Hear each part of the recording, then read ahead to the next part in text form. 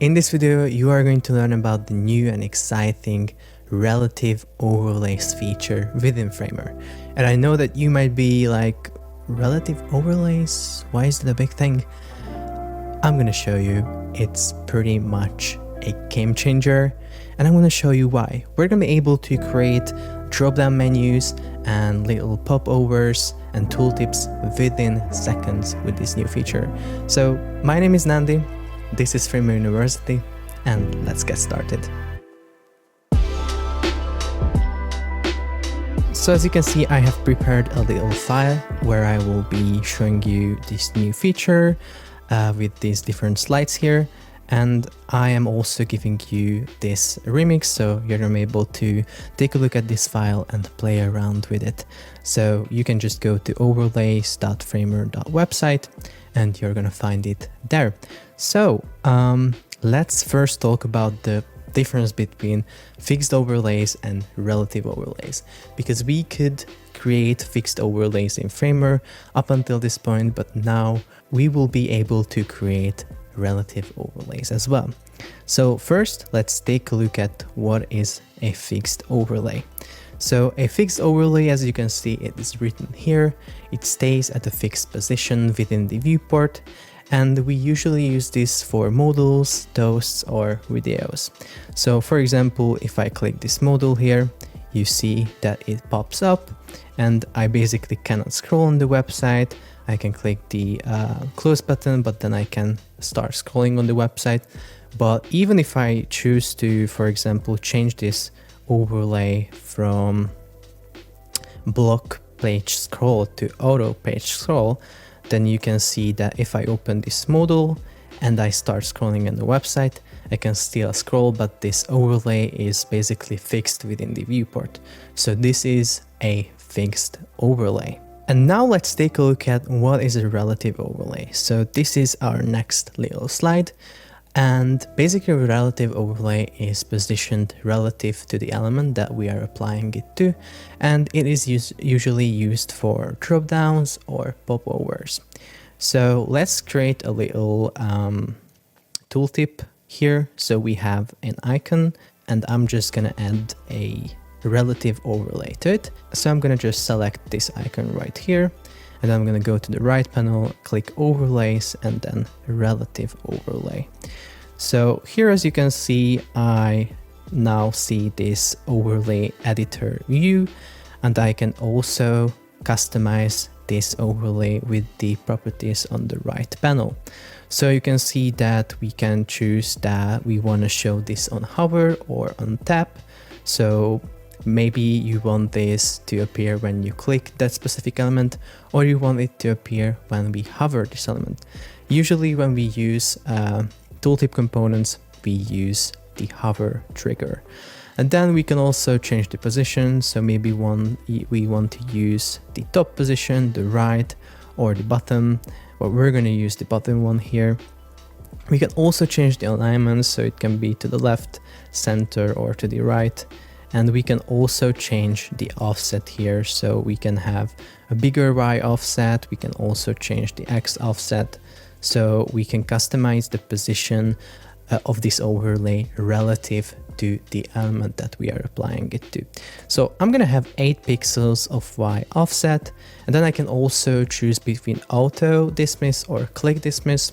Basically, auto dismiss means that when we leave, so we start to hover this element, this appears, and then if we leave the component or the element, then it will disappear.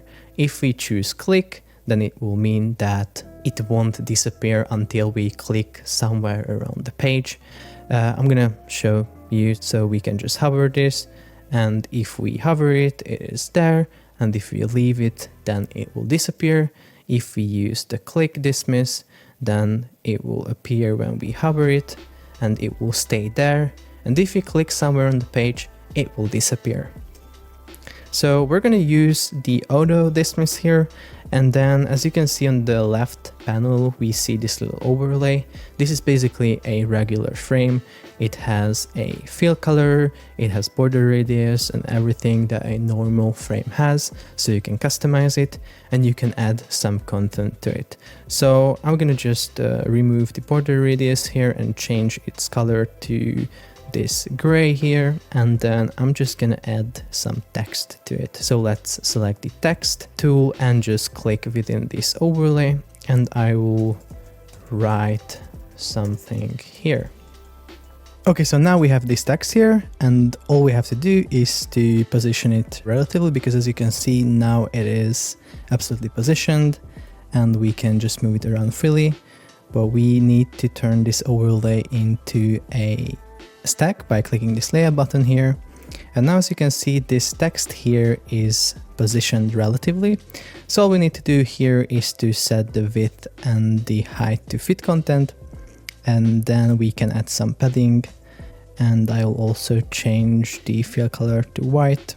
Oh no, we will keep this on gray, and we will change the color of the text to white. So now as you can see, we have this little tooltip here.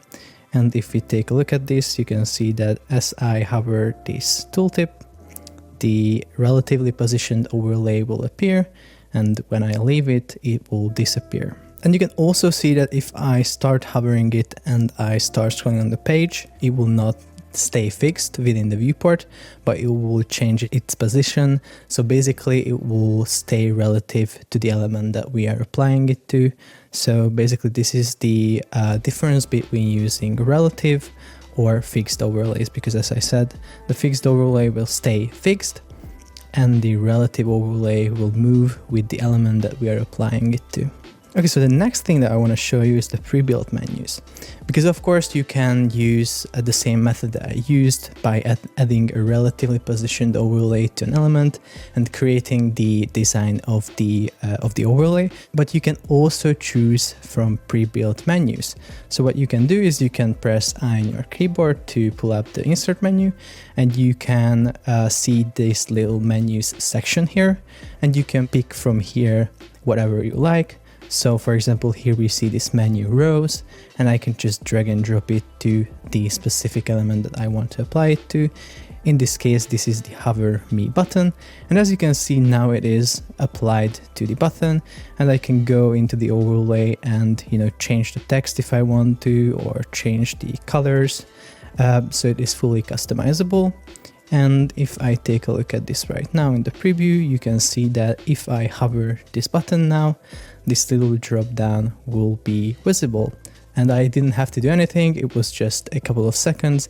I just had to use a pre-built menu. I just had to drag and drop it to the element, and I'm basically done. Now, one more thing that I want to show here is that we can actually customize the appear animation for these relatively positioned overlays.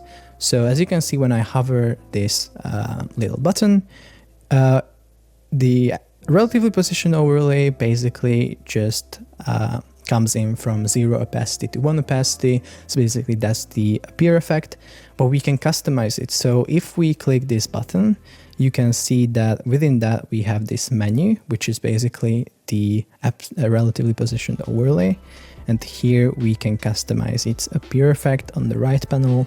So if I click into this, I can not only change the opacity, but I can also add a Y offset, for example, of 80, and then I will change the opacity back to 0.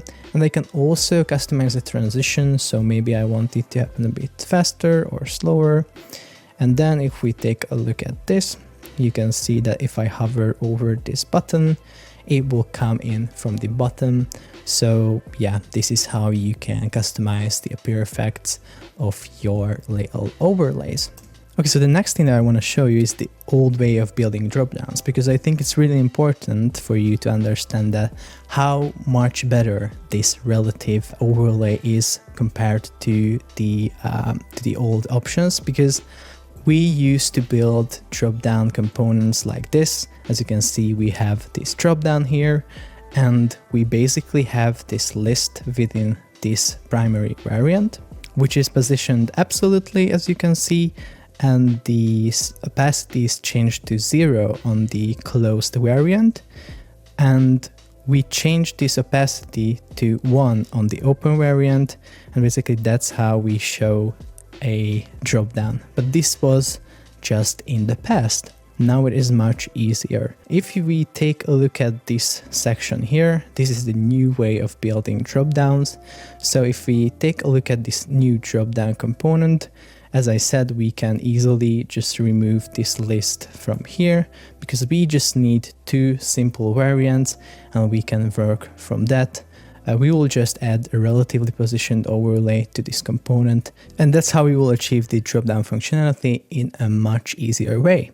So we basically need 2 simple variants here. As I said, we can also remove the interactions from here. We don't need those. We just need the closed variant and an open variant. Basically, the only difference between these two is the chevron. On the closed, it's pointing to the bottom. On the open, it's pointing to the top. So now we can go back to the canvas, and here all I'm going to do is I'm going to go to the right panel and click relative overlay. As you can see, this relative overlay is now added to the component. I can resize it, change the fill color. Actually, I'm going to remove the fill color, and then I will also change the corner radius to 0, and I will just paste in the list from the component that I copied, and then I will just change its positioning to relative. So before that, I will need to change the overlay to a stack by clicking this layout button. And as you can see, we have these items here, and I will change the overlay to fit content, so it will fit the content within itself. And I'll also make sure that the Y offset is only 8 pixels. And as you can see, these items having these missing variables, so I'll just remove all of those. And I think if we preview this right now, as you can see, new way of building drop-downs. If I hover this, this relatively positioned overlay appears with the drop-down menus. But as you can see, the variant did not change, so the drop-down's chevron is not changing. There is a really easy way to do that. We just have to click the new drop-down, and then, as you can see, we have this little unopen thing here, where we can basically change the variant. So we will change it to the open variant.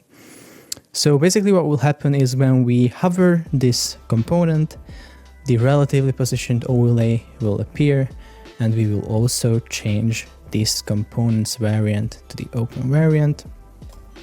So if we preview this right now, you can see that I'm hovering over this drop-down.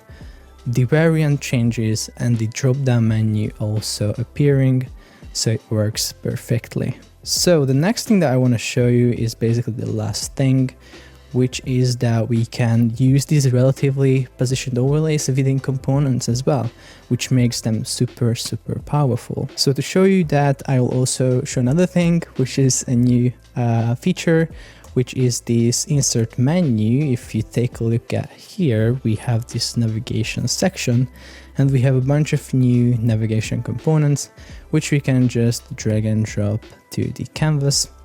And I will make sure that it is within our little section here. And I will make sure that it is absolutely positioned, and I'll pin it to the top. So if we preview this, you can see that it is a fully functioning navigation bar with these drop downs. And again, it was pretty easy to add. But what I want to show you with this is that if I click into this component, as you can see, we have these little navigation items here. And these are actually, little drop downs that is made with relative overlays. So if you take a look at this, it also has the same relatively positioned overlay, and it also changes the variant of the component to the open variant. So if we click into this component, you can see that it has an open variant, and it basically changes to that when we hover over that. So now, as you can see, if I hover over these items, it works perfectly. The relatively positioned overlay appears and the variant is also changing. So yeah, that's it for this tutorial. Let me know in the comments what you think about this update. I think it's pretty game changing and I really like this update. So thank you, Framer, for shipping this. If you like this video, please make sure to like it and subscribe for more. And I'm gonna see you in the next one.